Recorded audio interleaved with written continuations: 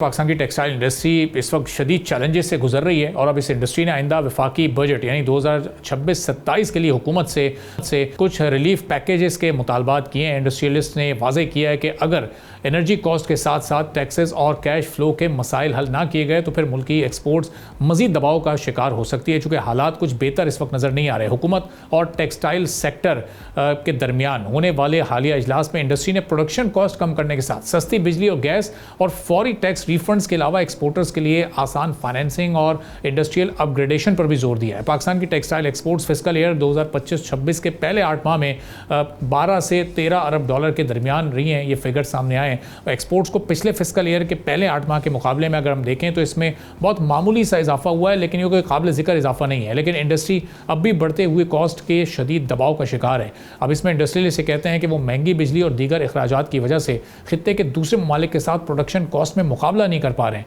जिसकी वजह से एक्सपोर्ट्स शदीद दबाव का शिकार हमें नजर आती है। अब सबसे बड़ा मसला बिजली और गैस की कीमतें हैं। अब स्पिनिंग के साथ वेविंग और डाइंग के साथ प्रोसेसिंग यूनिट्स में एनर्जी प्रोडक्शन कॉस्ट का बुनियादी हिस्सा बनती है। बिजली टैरिफ में इजाफे से फी यूनिट कॉस्ट बढ़ती है, जबकि बार बार लोड शेडिंग के बायस इंडस्ट्री महंगे कैप्टिव पावर प्लांट्स चलाने पर मजबूर हो जाती है। अब इससे मुनाफा ज़ाहिर बहुत तेज़ी से कम होता है। इसके अलावा फिर इंडस्ट्री के लिए रिफंड्स में ताखीर का भी एक बड़ा मसला है। सेल्स टैक्स रिफंड के साथ ड्यूटी ड्रॉबैक और दीगर इंसेंटिव्स की अदायगी ताखीर से होने के बायस इंडस्ट्रियलिस्ट के अरबों रुपए फंस जाते हैं। इससे एक्सपोर्टर्स को बैंक से महंगी फाइनेंसिंग लेना पड़ती है और फिर कैश फ्लो इससे मुतासर हो जाता है। अब टेक्सटाइल शोबे ने सुपर टैक्स के साथ एडवांस टैक्स और जो बहुत कॉम्प्लिकेटेड टैक्स निज़ाम है उसको भी कारोबारी कॉस्ट में इजाफे की एक अहम वजह करार दिया है। फिर एक और बड़ा मसला खाम कपास की पैदावार में कमी है। जो लोकल कॉटन है उसकी कम पैदावार के बायस सनत को इम्पोर्टेड कॉटन और यार्न पर रिलाय करना पड़ रहा है, जिससे डॉलर अखराजात बढ़ रहे हैं, कीमतों का दबाव भी बढ़ रहा है। एक्सपर्ट्स ये भी कहते हैं कि अगर हुकूमत बिजली गैस टैरिफ में रिलीफ के साथ फौरी रिफंड और फिर कुछ इन्वेस्टर फ्रेंडली पॉलिसियां बनाती है तो ये एक्सपोर्ट हमारी दोबारा तेज़ी के साथ बढ़ सकती है। लेकिन ये कितना आसान है, हुकूमत बजट में अब क्या तवक्को रखी जा सकती है इस टेक्सटाइल सेक्टर के लिए, इस पर हम गुफ्तगू करेंगे। हसन शफकात साहब CEO हैं पाकिस्तान टेक्सटाइल काउंसिल के, हमारे साथ मौजूद हैं। हसन साहब बहुत शुक्रिया प्रोग्राम के लिए, आपने वक्त निकाला। अब ये जो तजवीज़ हैं वो तो आपने हुकूमत के हवाले कर दी हैं, अब इसमें रिलीफ कितना मिल सकता है, किस किस सेक्टर में मिल सकता है, एक्सपेक्टेशन क्या है आप लोगों की? Sir we are really hopeful और जो फाइनेंस मिनिस्टर हैं ही वाज काइंड इनफ, उन्होंने हमें टाइम भी बहुत ज़्यादा दिया, सारे प्रपोजल्स को डिटेल से सुना, उसके ऊपर उन्होंने अपना भी ओपिनियन शेयर किया कि जैसा कि हम सब लोग जानते हैं कि हम IMF प्रोग्राम के अंदर हैं तो फिस्कल स्पेस गवर्नमेंट के पास बहुत कम है।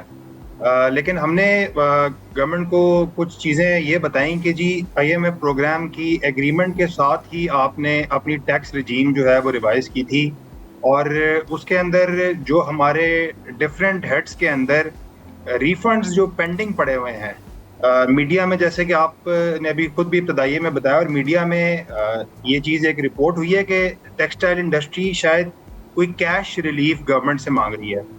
हमने सिर्फ गवर्नमेंट से ये रिक्वेस्ट की थी कि जो ऑलरेडी पेंडिंग रिफंड्स हैं जिनकी कुल तादाद मुख्तलिफ हेड्स में तकरीबन 327 अरब रुपया बनती है, अभी जो कैश का और हमारे पास एक कैपिटल का क्रंच है, तो अगर ये रिलीज कर दिया जाए जो पेंडिंग रिफंड्स हैं तो काफ़ी बेहतरी हो सकती है।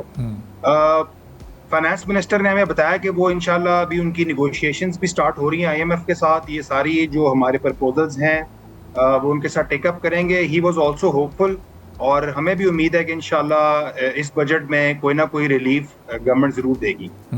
तो हसन साहब ये ज़ाहिर यकीनी तौर पर IMF ने तो नहीं ये उन पर कोई पाबंदी लगाई होगी कि ये जो पेंडिंग रिफंड्स हैं उनको रोक दिया जाए।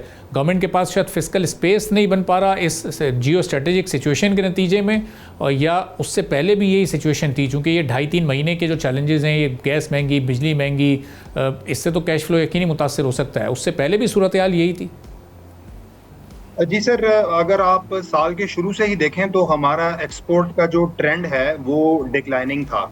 ज़ाहिर है जंग जो स्टार्ट हुई है ईरान US इजराइल वाली, वो तो 28 फरवरी से दिस ईयर स्टार्ट हुई है, लेकिन जो उससे पहले का डिक्लाइनिंग ट्रेंड है वो यही चीज़ बता रहा है कि ऑलरेडी कुछ स्ट्रक्चरल इश्यूज हैं जो पाकिस्तानी एक्सपोर्टर्स फेस कर रहे हैं। यही चीज़ हमने फाइनेंस मिनिस्टर के भी सामने रखी और उनके सामने हमने कंप्लीट एक कंपैरेटिव स्टेटमेंट शेयर की जिसमें हमने बताया कि पाकिस्तान के जो कंपैरेटर कंट्रीज़ हैं, जिनमें वियतनाम है, इंडिया है, बांग्लादेश है, चाइना है, वहाँ पे इस वक़्त क्या टैक्स पॉलिसीज़ चल रही हैं, वहाँ पे क्या एनर्जी रेट्स चल रहे हैं और किस किस्म की फैसिलिटेशन उनकी गवर्नमेंट्स उनके एक्सपोर्ट सेक्टर को प्रोवाइड कर रही हैं। क्योंकि हमारा कंपटीशन विद इन पाकिस्तान नहीं है, हमने कम्पीट उन बिजनेसेस के साथ करना होता है जो दूसरे रीजन्स में एग्जिस्ट करते हैं, चाहे वो इंडिया हो, चाइना हो, वियतनाम हो, बांग्लादेश हो। तो हमने उनको ये एक्सप्लेन किया कि पाकिस्तान में अगर इफेक्टिव टैक्स रेट 4% से 5% प्रॉफिट मार्जिन पे 68% है, तो उसके साथ तो कोई कम्पीट नहीं कर सकता। हमने साथ उनको बताया कि वियतनाम के अंदर जो इफेक्टिव टैक्स बर्डन बनता है वो तकरीबन 20% है। बांग्लादेश में यही 22.5% से लेके 27.5% तक का इफेक्टिव टैक्स बर्डन बनता है। इंडिया में यही 26 से 34% है। पाकिस्तान में 68.27% है। इसके साथ कम्पीट करना बहुत मुश्किल है और यही चीज़ वॉर से पहले भी हमें ट्रेंड में नज़र आ रही थी। और हसन साहब, फिर ये टैक्स के साथ साथ जो इस वक्त कॉस्ट का इशू है, इलेक्ट्रिसिटी और गैस के जो प्राइसेस इस वक्त आउट ऑफ कंट्रोल हैं। कुछ महीने पहले गवर्नमेंट ने एक पैकेज अनाउंस किया जो कि ज़ाहिर है वही काफ़ी नहीं था, लेकिन उसके बाद ऊपर से ये जंग भी आ गई है। तो अब ये कॉस्ट वाले सिलसिले पर कन्विंस नज़र आए आपको फाइनेंस मिनिस्टर, उसको कुछ मैनेज करने की कोई श्योरिटी उन्होंने दी है? सर देखें, मिसाल के तौर पे जैसे अगर आप एनर्जी कॉस्ट में गैस की बात करते हैं तो इसमें तो कोई शक नहीं है कि RLNG की जो इंपोर्ट्स हैं मिडिल ईस्ट से वो बिल्कुल रुक चुकी हैं। हमने गवर्नमेंट को यही रिक्वेस्ट की कि जी अगर आप इस वक्त सिस्टम की गैस हमें सेल कर रहे हैं तो आप उसकी वो प्राइस हमें चार्ज करें जो आपको खुद कॉस्ट पे करना पड़ रही है। अनफॉर्चुनेटली जो अभी रिसेंटली SNGPL ने अपनी कॉस्ट ओगरा के अंदर सबमिट की है, उसके अंदर जो चार्जेस वो RLNG की मद में बिजनेसेस को डाल रहे हैं, उसके अंदर उन्होंने इंपोर्टेड RLNG की प्राइस भी इनबिल्ट डाली हुई है। अच्छा। हमने उनको ये बताया कि सर अगर आप RLNG इंपोर्ट ही नहीं कर रहे तो फिर आप उसका रेट हमें क्यों चार्ज कर रहे हैं। प्लस अगर आपने क्रॉस सब्सिडाइज करना है, जैसे गैस की प्राइस में हमसे महंगी गैस बेच के उससे जो पैसे आ रहे हैं उनको पावर सेक्टर पे यूज किया जाता है सब्सिडाइज करने के लिए और उसके सर्कुलर डेट को हैंडल करने के लिए। ये जो पॉलिसीज हैं ये IMF के कहने पे नहीं है, ये तो गवर्नमेंट की अपनी पॉलिसीज हैं। तो ये क्रॉस सब्सिडाइजेशन करना, टैक्स लगा के एक सेक्टर से दूसरे सेक्टर को सपोर्ट करना, ये चीज़ गवर्नमेंट को चेंज करनी चाहिए और इंशाल्लाह हमें उम्मीद है कि गवर्नमेंट अब इस पॉलिसी को चेंज करेगी।